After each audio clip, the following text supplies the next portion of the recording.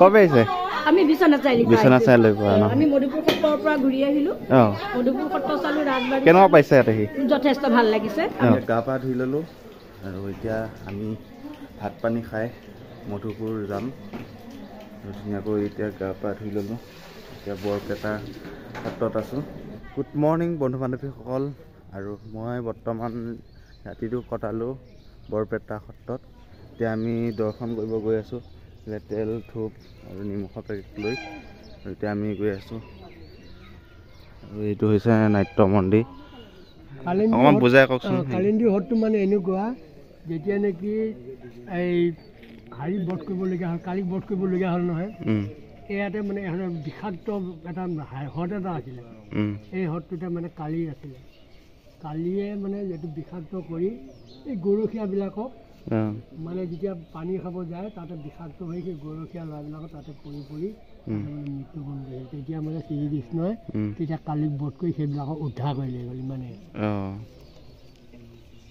আৰু এইফালে দেখিছে সাপৰ ওপৰত শ্ৰীকৃষ্ণই ধুনীয়াকৈ উঠি আছে আৰু ককাই ধুনীয়াকৈ বুজাই ক'লে যে ভীমে যেতিয়া ভাত খাইছিলে এইকেইটাই হৈছে চৌকেইটা আৰু ইয়াত ভিডিঅ' বনাই এলাউড নাই তথাপিও মই দেখুৱাই দিছোঁ এইকেইটা পিতলৰ চৌ এইটো এটা সূতা আৰু এইটো এটা সূতা তুলসী গছৰ সূতা কিমান ডাঙৰ সূতা চাই লওকচোন আৰু সত্য যুগৰ কথা যেতিয়া শংকৰদেৱে ইয়াত আছিলেহি আৰু কিমান ডাঙৰ সূতা চাওক মই মানে এক্সাইটেড হৈ গৈছোঁ আগৰ সত্য যুগৰ কথা যিহেতু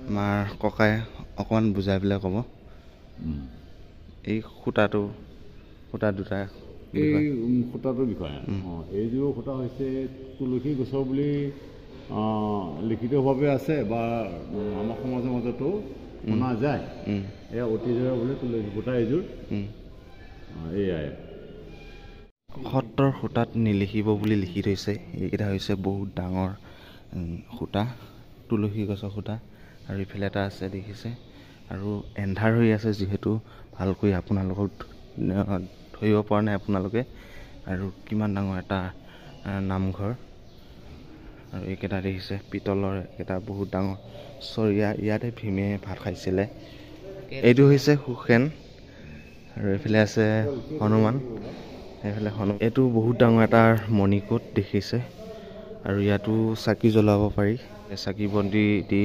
ভগৱানৰ ওচৰত প্ৰাৰ্থনা কৰিব পাৰি কিমান ডাঙৰ এটা মণিকোট আৰু কিমান ডাঙৰ চাওকচোন মই মানে আহি এক্সাইটেড হৈ গৈছোঁ আৰু বহুত ভাল লাগে বৰপেটা সমন্বয় সত্ৰত আইতা আছে কেনেকুৱা লাগিছে ইয়াত ভাল লাগিছে কি চালা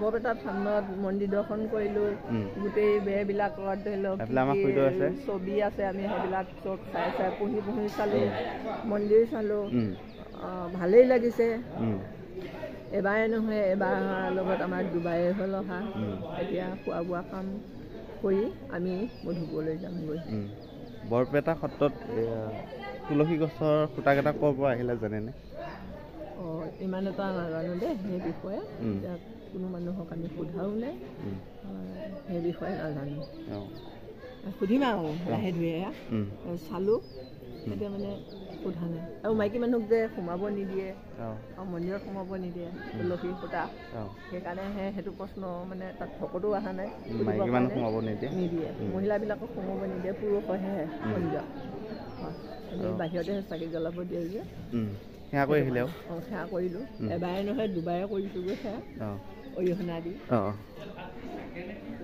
আৰু তুলসী গছৰ সূতা এই সত্ৰৰ নামঘৰটোত আছিলে আৰু তাত মহিলাৰ প্ৰৱেশ নিষেধ আমাৰ বুবুল দাদাই বঢ়িয়াকৈ বনাই আছে বহুত কষ্ট কৰি ইয়াত দালি দেখিছে আৰু ইয়াত আহিলে নিৰামিষে খাব লাগিব আইতা কবে আহিছে আমি বিছনা চাই লৈ পৰা আমি মধুপুৰ সত্ৰৰ পৰা ঘূৰি আহিলো মধুপুৰ সত্ৰ চালো ৰাজবাৰী কেনেকুৱা পাইছে ইয়াত আহি যথেষ্ট ভাল লাগিছে আমি তাতো হোল কৰিলো আৰু এতিয়া আমি সৰু কি কয় এখন চৰভোগৰ এইফালে আমাৰ খুৰাই ধুনীয়াকৈ বনাই আছে ন খুৰা ভাত বনাই আছে এইফালে পাচলি কুটি আছে খুৰীদেউহঁতে, এফালে আমাৰ ককাহঁতে খাই আছে ধুনীয়াকৈ শাৰী পাতি দেখিছে। এইখনে হৈছে বৰপেটা সত্ৰ আৰু তোৰণখন চাওক কিমান ডাঙৰকৈ বনাইছে আৰু দেখিছে আপোনালোকে।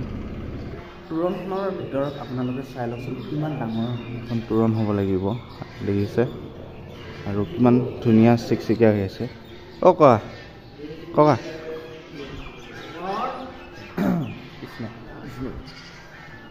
আৰু ককাক লগ পালোঁ। অঁ ককা ঘৰ ইয়াতে নে? অঁ ইয়াতে। অঁ শংকৰদেৱৰ বিষয়ে অকণমান কওকচোন। শংকৰদেৱে ইয়াত কিয় আহিছিলে আৰু কিমান চনত এই সত্ৰখন স্থাপিত ক'ব নোৱাৰিম। আৰু এইফালে আমাক ককাহঁতে বঢ়িয়াকৈ বহি আছে ন ককা, ভালনে? অঁ আৰু এইফালে আমাৰ ককাক সোধোঁ যে ককাই ক'ব পাৰিব ন শংকৰদেৱে ইয়াত কিয় আহিছিলে আৰু কিমান ধৰ্ম প্ৰচাৰৰ কাৰণে ইয়াতে আহে। ইয়াত আহিছিলে 18.5 বছৰ কাল বৰপেটাত আশে পাশে। প্ৰথম আহে চিনপৰা বুলি কয়। তাৰপাছত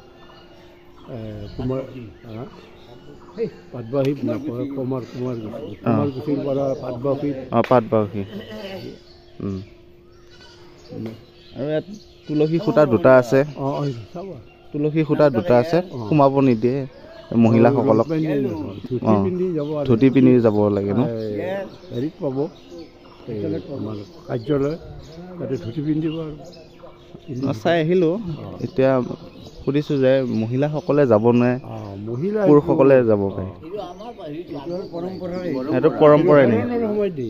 অঁ তিৰোতা মানুহে যেতিয়া শৰণ হ'ব তেতিয়া আমাৰ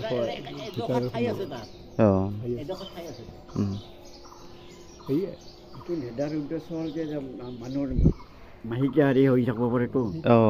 মাহেকীয়াটো বস্তুটো হৈ থাকিব পাৰে, সেইকাৰণে ক'ব নোৱাৰে। তাকে ভাবিছোঁ পুৰুষসকলে যাব পাৰে, মহিলাসকলে যাব নোৱাৰে।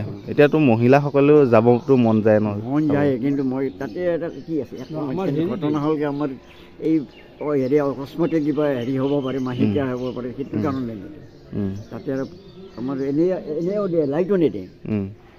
মইতে হেৰি ভাগৱত হেৰি চাকিৰ পোহৰত তাত লাইট নাই, লাইটৰ ব্যৱস্থা চব চাকিৰ পোহৰে ন? হয় ইয়াতে জানো? আমি মৰিগাঁও পৰা আহিছোঁ। অঁ আজি যাম মধুপুৰ যাম, মধুপুৰ সত্ৰ যাম। এইবিলাক ককাহঁতক লগ পালোঁ। আপোনালোকে দেখিছে ইয়াত কিমান ৰাজহাঁহ পুহিছে, এয়া দেখিছে কিমান ধুনীয়া ধুনীয়া ৰাজহাঁহ। এটা সত্ৰত আহিলে সকলো সুবিধা আছে, থকাৰ পৰা আপোনালোকে ইয়াত সকলো ব্যৱস্থাপনা আছে। দৰ্শন কৰিবলৈ আপোনালোকে ইয়াৰ পৰা চাকি বন্তি লৈ যাব পাৰিব। আমাৰ নন্দদাই ফটো লৈছে আৰু ইমান ধুনীয়া ধুনীয়া ফটো বেচিছে আমাৰ খুৰাই। কেনেকৈ দাম?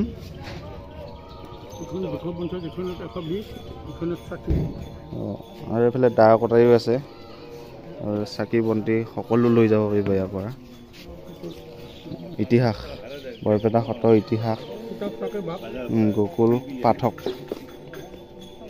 এতিয়া খুৰা ভাপে ধুনীয়াকৈ ফটো এখন ল'লোঁ আৰু এনেকৈয়ে বেগ চেগ লৈ আহি এতিয়া আমি মধুপুৰ যাবলৈ সাজু। ভাত পানী বঢ়িয়াকৈ খাই আহিলোঁ।